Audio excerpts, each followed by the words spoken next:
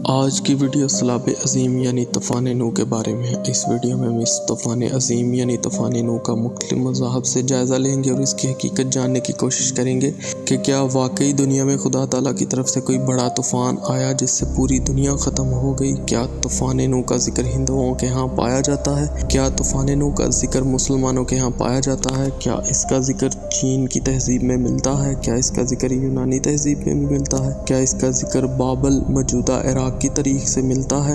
امریکی قبائل اس بارے کیا کہتے ہیں؟ مصری تہذیب اس بارے کیا کہتی ہے؟ طوفان نوح کی کہانی سے آپ سب واقف ہیں۔ یہ طوفان اپنی نوعیت میں اس قدر حیرت انگیز اور مہیب تھا کہ اس کی داستانیں ساری دنیا میں مشہور ہیں۔ لیکن کیا آپ جانتے ہیں کہ اس طرح کے عظیم طوفان کی کہانیاں مختلف تہذیبوں میں مختلف طرح سے موجود تھیں؟ طوفان نوح کے متعلق دنیا کی مختلف تہذیبوں میں مختلف روایات ملتی ہیں، جن سے پتہ چلتا ہے کہ زمین پہ کئی ہزار سال ایک زبردست طوفان آیا تھا جس سے پوری دنیا متاثر ہوئی تھی۔ عہد نامہ قدیم اور عہد نامہ جدید میں اس کی تفصیلات مختلف انداز میں بیان کی گئی ہے۔ بابل یعنی عراق کی تاریخوں، ہند کی رزمیوں، ویلز، اسکینڈینیویا، لتھونیا، چین اور یونان کی داستانوں میں اس کا ذکر ملتا ہے۔ مولانا محمد جعفری شاہ تھسان نیسری، جو کالا پانی میں قید رہے، اپنی داستان اسیری میں لکھتے ہیں کہ مقامی باشندوں کی قدیم کہانیوں میں طوفان نوح جیسے سیلاب کا ذکر آتا ہے۔ طوفان نوح کے واقعہ کے اس قدر عام ہونے کے کم از کم 3 امکانات ہو سکتے ہیں۔ نمبر 1، جو لوگ کشتی پر سوار تھے اور جنہوں نے خود اپنی آنکھوں سے یہ مہیب منظر دیکھا تھا، ان کے ذریعے سے یہ واقعہ نثر دل نثر منتقل ہوتا رہا۔ نمبر 2، جو لوگ پڑھنا لکھنا جانتے تھے، انہوں نے اس واقعہ کی تفصیل لکھ ڈالی۔ نمبر 3، مذہبی کتابوں میں اس کا واقعہ کا درج ہونا، جس طرح کہ قرآن مجید اور بائبل مقدس میں ذکر کیا گیا ہے۔ امتداد زمانہ کے ساتھ ساتھ یہ واقعہ مسخ ہوتا گیا اور مختلف علاقوں میں مختلف داستانوں کی شکل اختیار کرتا گیا، لیکن 4 باتیں مختلف شکلوں میں ہی صحیح لیکن مشترک ہیں۔ نمبر 1، طوفان سے بچنے کے لیے ایک بڑی سی کشتی کا استعمال کیا گیا۔ کشتی کی تفصیلات مختلف داستانوں میں مختلف رہیں۔ نمبر 2، کشتی میں ایک بزرگ شخصیت اور ان کی بیوی سوار تھے، ان کے نام مختلف داستانوں میں مختلف ہیں۔ نمبر 3، کشتی میں انسانوں کے علاوہ دوسرے جاندار بھی سواری کیے گئے، جن کی تفصیل مختلف ملتی ہے۔ نمبر 4، کشتی طوفان کے اختتام پر ایک پہاڑ کی چوٹی پر جا ٹھہری۔ پہاڑ کی چوٹی کا نام مختلف داستانوں میں مختلف ہے۔ بہرحال اس طوفان کے چرچوں سے اس کی اہمیت کا اندازہ ہو جاتا ہے، لیکن سائنسی نقطہ نظر سے اس کی اہمیت سب سے زیادہ اس لیے ہو جاتی ہے کہ اس کی اصلیت سائنس کی نظروں سے ابھی تک پوشیدہ ہے۔ اس کہانی کا ذکر اکادیوں یعنی اکیڈینز کے متن سے ملتا ہے، جو کہ مٹی کی 12 تختیوں پر پرانے میخی رسم الخط میں ہیں، جس میں عظیم سیلاب کے بارے میں بات کی گئی ہے۔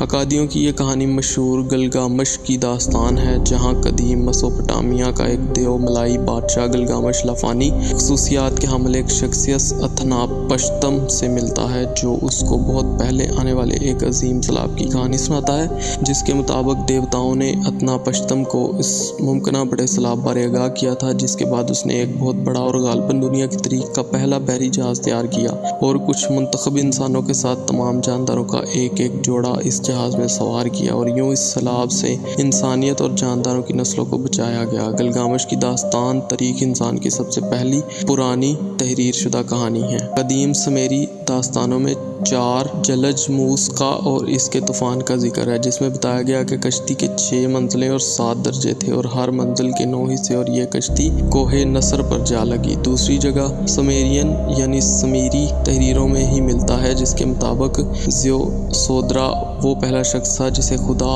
انلل نے ایک جہاز بنانے اور انسانیت کے گناہوں اور شور شرابے کی وجہ سے آنے والے بڑے ممکنہ سیلاب سے جان بچانے کے لیے خبردار کیا۔ میسوپوٹامیہ میں ہی عظیم سیلاب کی کہانی کے بارے میں اسوری یعنی اسیرین قوم کی تحریریں بھی ملتی ہیں، جن میں صرف ہیرو کا نام مختلف ہے۔ اس بات کا نام اطراحاسس ہے، باقی کہانی سمیریوں اور اکادیوں جیسی ہی ہے۔ کستی روایات میں ہے کہ حسدار، جو اکیلا طوفان سے بچ گیا تھا، بیان کرتا ہے کہ یا دیوتا مجھے دکھائی دیا، اس نے مجھے خبر دی بنی آدم کو اس کے گناہوں کے سبب تباہ و برباد کرنے کی، تو اتنی لمبی کشتی بنا، اپنا ناج اسباب دولت اور باندیاں حیوانات بھی اس میں جمع کر لے، اس کا دروازہ خود بند کر دوں گا۔ ایرانی روایات میں بھی ایک طوفان اور ایک جہاز کا ذکر ہے۔ ہرمس کو زیوس دیوتا نے خوفناک بارش کی اطلاع دی، تب زیوس نے اپنے ایک بوڑھے شخص کو شاہ بلوط کی لکڑی سے ایک جہاز تیار کرنے اور اس میں وافر مقدار میں اشیاء خوردنی جمع کرنے کا حکم دیا۔ جو صرف مرد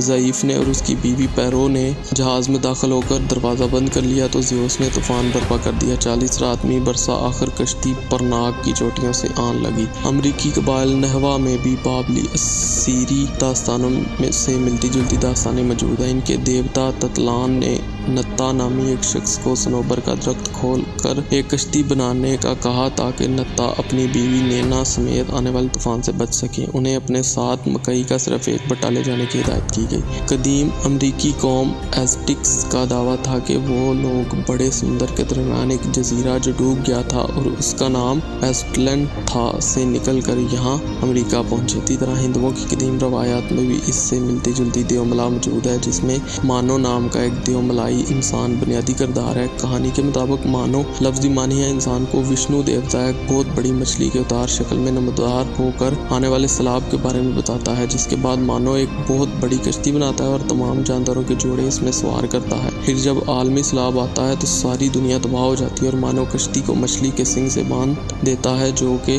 بالآخر ہمالیہ کی بلند چوٹی کیلاش پر اترتا ہے۔ پھر مانو قربانی کرتا ہے اور سمندر کے پانی میں پھٹا ہوا دودھ ڈالتا ہے۔ جب سیلاب اترتا ہے تو ایک لڑکی سمندر سے نکل کر مانو کے پاس آتی ہے اور پھر یوں مانو اور اس لڑکی سے انسانوں کی نسل دوبارہ چلتی ہے۔ آریہ اور ہندی روایات میں دیو کلیان اور اس کے خاندان کے سوا تمام لوگ تباہ ہو گئے۔ ایک صندوق اس کی حفاظت کے لیے مہیا کیا گیا تھا اور وہ جس وقت اس میں داخل ہو رہے تھے تو تمام جانور پرند چرند بھاگتے ہوئے آئے اور اس میں داخل ہو گئے، اور جب طوفان تھم گیا تو کشتی پارناسس کی چوٹی سے جا لگی۔ قدیم مصریوں کے نزدیک نوح کی کشتی کا نام گل تھا، جو لکڑی کا ایک بہت بڑا تیرتا ہوا مکان تھا۔ ایک مصری پروہت نے پلاٹو، یونانی فلسفی افلاطون کے پردادا کو بتایا تھا کہ بحر اوقیانوس اٹلانٹک اوشین میں ایک عظیم جزیرہ اٹلانٹس تھا جو ایک طوفان میں 9600 قبل مسیح میں تباہ ہو گیا تھا۔ سیلاب عظیم کی داستان کا چینی اساطیر میں ایک ڈرامائی کردار ہے اور یہ کئی مختلف انداز میں بیان کی گئی ہے، جو دنیا کو سیلاب کے بہت سے الگ الگ مناظر پیش کرتی ہے۔ اگرچہ یہ اساطیری داستانیں مختلف البیان ہیں،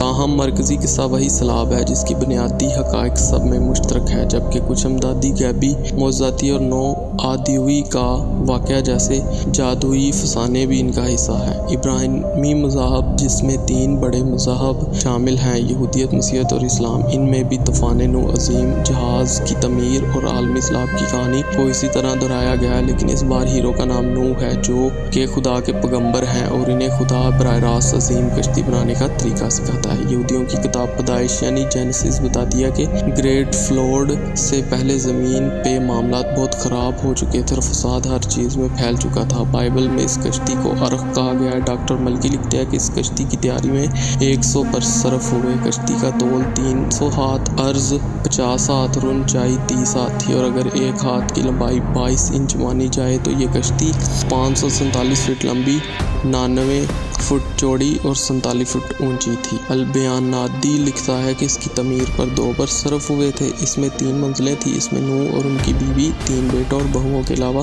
مختلف اقسام کے پرند اور حیوانات بھی جمع کیے گئے تھے۔ اس کے بعد طوفان شروع ہوا اور آن واحد میں تمام علاقے کو اپنی لپیٹ میں لے لیا، حتیٰ کہ پہاڑیوں بھی پانی میں چھپ گئیں۔ یہ طوفان 40 دن تک برابر جاری رہا۔ کئی ماہ تک کشتی سمندر میں بہتی رہی اور آخر 7 ماہ کوہ ارارات سے جا لگی۔ قرآن مجید میں کوہ جودی درج ہے۔ ہود 44۔ مفسرین کے مطابق شام میں جودی نام کا جزیرہ واقع ہے جہاں یہ پہاڑی موجود ہے۔ اکثر علماء نے کوہ جودی ہی کو ارارات کہا ہے۔ اس کے بارے میں معجم البلدان میں لکھا ہے کہ یہ ایک پہاڑی ہے جو دجلہ سے مشرق جانب ہے۔